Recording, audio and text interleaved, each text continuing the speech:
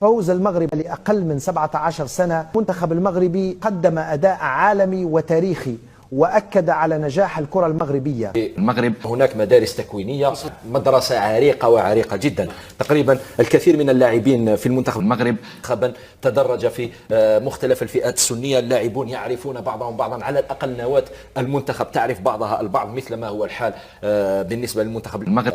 الفارق سيكون واضحا في المستوى التقني والمستوى التكتيكي، خصوصا المستوى التكتيكي. لا يمكن أن تطالب لاعب في الدوري الجزائري بالصرامة التكتيكية لأنه لم يتعلم معنى الصرامة التكتيكية. نعم. نجح مستوى عالي، ينافسوا في كأس العالم، ينافسوا في دول كبرى. صحيت.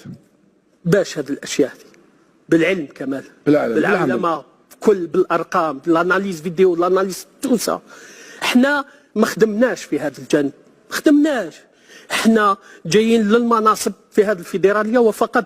يجي منصب ما يشتغلش يا اخي في هذاك يا اخي لازم ندوا بهذا الناس هذو اللي راهم فهمت اداريين، لازم ندوا بهم. او قال لك بالعوده، قال لك الاداري تخدم التقني. لا الاداري بصح لازم ند به يا اخي. فضيحة الاتحاد السنغالي قال لك اسيدي راهم اليوم هما يفضحوا راسهم، قال لك السحر طغى عليهم في البطوله ديالهم وداروا واحد البيان قداش انا حطيته لكم هنا. فضيحه كبيره. المدرب ديشون يصرح بان المنتخب المغربي مؤهل باش يدي كاس العالم، وكنت قلتها لكم وانا قاعد عند الوعد ديالي. المهم انا نهضروا مور كاس العالم، شكون اللي غادي يدي كاس العالم، وعقلوا على كلامي هذا. الجيش الملكي والنهائي ما بين الجيش الملكي وسان داونز غادي نهضروا عليه حتى هو. والقيمه السوقيه ديال المنتخب المغربي ترتفع بقدوم بوعدي وحكيمي يساوي القيمه السوقيه ديال المنتخب المصري كامله، وغادي نهضروا عليها اليوم. البدايه ديالنا من المنتخب السنغالي والفضيحه الكبيره للاتحاد السنغالي ديال قصه الفوطات وقصه السحر والشعوذه اللي تغات الدوري السنغالي. وكنا وجاو في كاس افريقيا وداروا هذاك الشيء وداروا شعوذه، والناس ناطعوا هذيك الفوطه مع الفوطه، وهما عندهم تجربه في هذا الشيء هذا. نعطي لكم البلاغ اللي دارته الاتحاد السنغالي، الفضيحه الكبيره. واليوم راهم يخرجوا غير بشويه وان شاء الله غادي يفتحوا راسهم مع الوقت. نهار اللي الطاس غادي تحكم لصالح المغرب مازال تسمعوا فضائح وتسمعوا دقوا بيناتهم، تسمعوا تقاتلوا الاتحاد السنغالي بيناتهم وترولت والمدرب جراو عليه، وغادي تخلط بيناتهم والايام بيننا، وغادي تسمعوا هذا الشيء كامل ان شاء الله باذن الله. وتما ما كاش اللي غادي يدافع عليهم لانهم مشاو يديروا هذيك البروباغندا مور كاس افريقيا وحنا ومنا وقبل كاس افريقيا.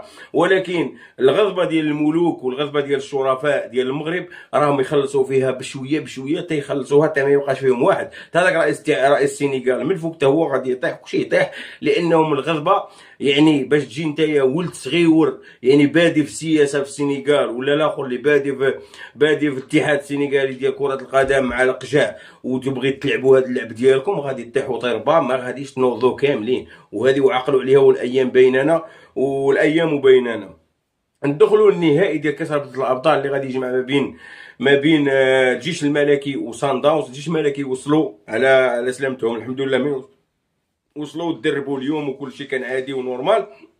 الحاجه الوحيده اللي ماشي عاديه هي الاتحاد الافريقي يرخص لفريق غادي يلعبوا واحد الريغبي، مقابله ديال الريغبي في الماتش غدوه غادي يلعبوا في هذيك الملعب اللي غادي تلعب فيه النهائي يوم الاحد. انا ما فهمتش هذه، ما فهمت فيها والو. تخيل الاتحاد الافريقي عنده مقابله نهائيه ويرخص الفريق في جنوب افريقيا باش يلعبوا تماك الريغبي. انا ما فهمت والو. هذاك الملعب درك غادي يلعبوا فيه الريغبي، تخيلوا 24 ساعه وتلعب فيه الجيش وسان داونز، يعني غادي يربجوه. يعني راك عارف الريغبي ماشي ساهل، نورمالمون الملعب خاصو 10 ايام باش يترجع الاخر ديالو، هما 24 ساعه وتلعب فيه مقابله نهائي. ما فهمت والو في هذا الاتحاد الافريقي وهذا الروينه ديالهم. ثاني حاجه القيمه السوقيه ديال بوعدي اللي 50 مليون اورو، يعني وهو وحكيمي يعني بجوج بهم تقريبا يعني يفوتوا المنتخب المصري. المنتخب المغربي من قدوم بوعدي شفنا بزاف هضراو بزاف، وسيرتو انا شفت اللاعب الدولي هذا كان فيصل فجر، وهذه تصرا عندنا حتى حنا، ولكن هاد اللعابه القدام نورمالمون خاصهم يحترموا هاد لي شوا ديال لي جون. هذا شاب عنده 18 عام اختار المنتخب المغربي قبال واختاروا بالقلب، والسيد مسكين كان عليه ضغوطات من الاتحاد الفرنسي وكان عليه ضغوطات من زيدان. ما تجيش انت تقول علاش ما كان تما شاف روحو ما كانش في القائمه الفرنسيه وجا. لا، عنده غير 18 عام.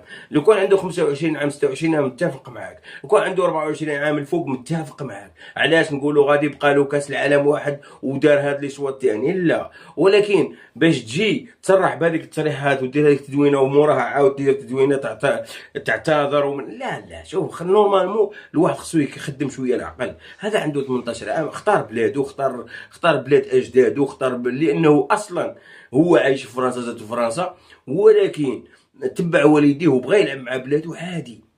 راه اللي ماشي عادي هو تجيم لاعب دولي، يعني راه ما يمكنش اصاحبي. والسيد غادي حتى الريه ديالو سيد من احسن، يعني هذا الاختيار، هذا اللعاب، هذا الجوار هذا